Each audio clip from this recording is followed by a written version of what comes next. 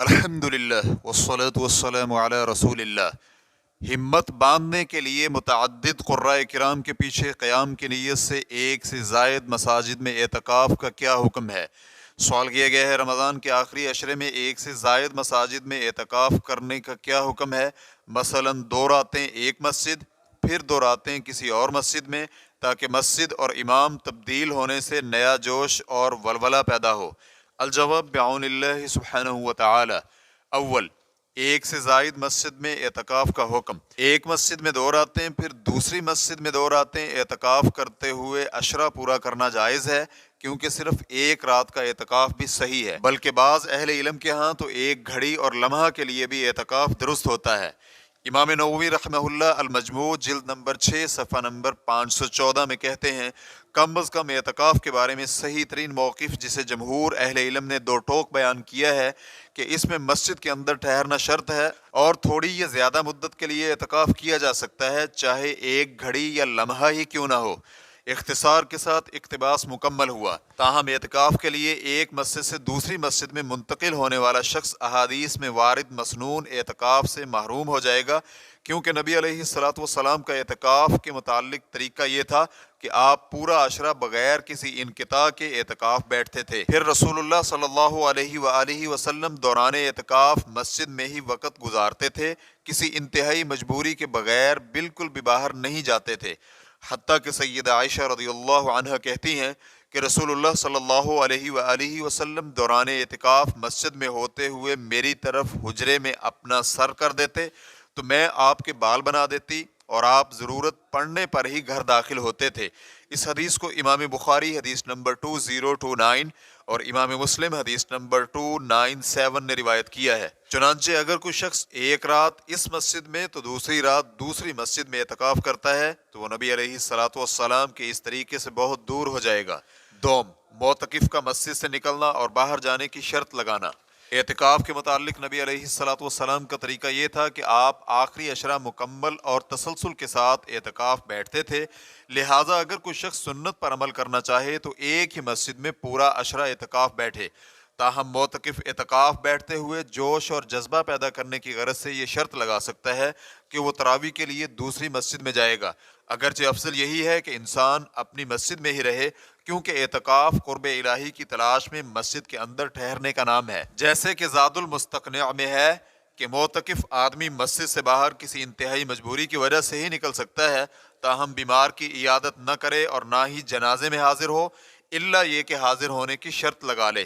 شیخ ابن عثیمین رحمہ اللہ زاد المستقنع کی شرح جلد نمبر 6 صفحہ نمبر 523 میں کہتے ہیں، مصنف نے کہا الا یہ کہ حاضر ہونے کی شرط لگا لے۔ اس سے معلوم ہوا کہ ابتدائی اعتکاف میں ایسی شرط لگانا جائز ہے، چنانچہ جب اعتکاف بیٹھنے کی نیت کرے اور کہے کہ اے پروردگار، میں مریض کی عیادت یا جنازے میں شرکت کا استثناء رکھتا ہوں، لیکن پھر بھی یہ کوئی بہتر عمل نہیں ہے، افضل یہی ہے کہ اعتکاف میں ہی رہے۔ تاہم اگر کوئی مریض ہے یا کوئی قریب المرگ ہے اور اس کا معتکف پر کوئی حق بھی ہے تو یہاں استثناء کی شرط لگانا زیادہ بہتر ہے۔ مثلا مریض ایسا رشتہ دار ہے جس کی عدم عیادت قطع رحمی شمار ہوگی تو ایسی صورت میں استثناء کی شرط لگا لے۔ اسی طرح جنازے میں شرکت کرنے کی استثناء کر لے۔ دوران اعتکاف کسی نیکی یا کسی غیر ضروری اور جائز کام کے لیے باہر نکلنا بھی جائز ہے۔ تفصیلات کے لیے سوال نمبر 37951 کا جواب ملاحظہ کر سکتے ہیں، جیسے کہ مطالب اولی النہی جلد نمبر 2 صفحہ نمبر 242 میں ہے، معتکف کے لیے نظر مانے ہوئے اعتکاف کی ابتدا کے وقت ایسے کام کے لیے باہر جانے کی شرط لگانا جائز ہے جو کہ غیر ضروری ہے، مثلا جمعہ کی ادائیگی، گواہی دینا، مریض کی عیادت اور جنازے میں شرکت وغیرہ۔ اسی طرح کسی ایسی نیکی کے لیے باہر جا سکتا ہے جو کہ اس پر فرض عین نہیں ہے، مثلا صلہ رحمی اور دوست سے ملنے کی۔ اسی طرح میت کو غسل دینے کی شرط لگانا یا ایسا کام کرنا جو نیکی بھی نہیں ہے اور اس کام کو کرنا لازمی بھی نہیں ہے، مثلا اپنے گھر میں رات کا کھانا اور رات گزارنے کی شرط لگانا۔ یہ اس لیے کہ وقف کی طرح یہ بھی فوری طور پر واجب ہو جاتا ہے، نیز اس لیے بھی کہ اس شخص کی کیفیت ایسے ہو جائے گی جیسے اس نے صرف اتنی دیر ہی اعتکاف کیا ہے جتنی دیر وہ مسجد میں ٹھہرنے کی نیت کرتا ہے۔ نیز رات کا کھانا اور رات کو سونا دونوں ایسے کام ہیں جو انسانی حاجت ہیں اور کوئی ان میں نیابت بھی نہیں کر سکتا۔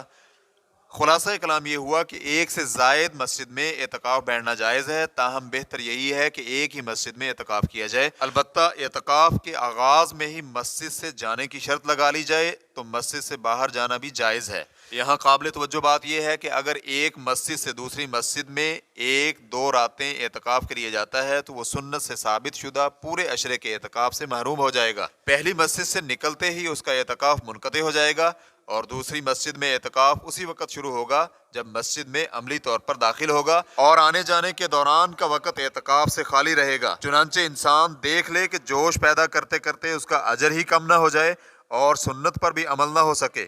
نیز ممکن ہے کہ پہلی مسجد جیسی ہمت اور ولولہ دوسری مسجد میں پیدا ہی نہ ہو، پھر ایک جگہ سے دوسری جگہ جانے سے قلبی لگاؤ بھی منتشر ہو جائے گا اور دوسری جگہ پر دل لگنے میں بھی وقت لگے گا۔ اس لیے ظاہر یہی ہوتا ہے کہ ایک مسجد سے دوسری مسجد جانے کی وجہ سے جو فضیلت اور ثواب کم ہوگا وہ غیر یقینی اور محض متوقع جوش و جذبے سے کہیں زیادہ ہے۔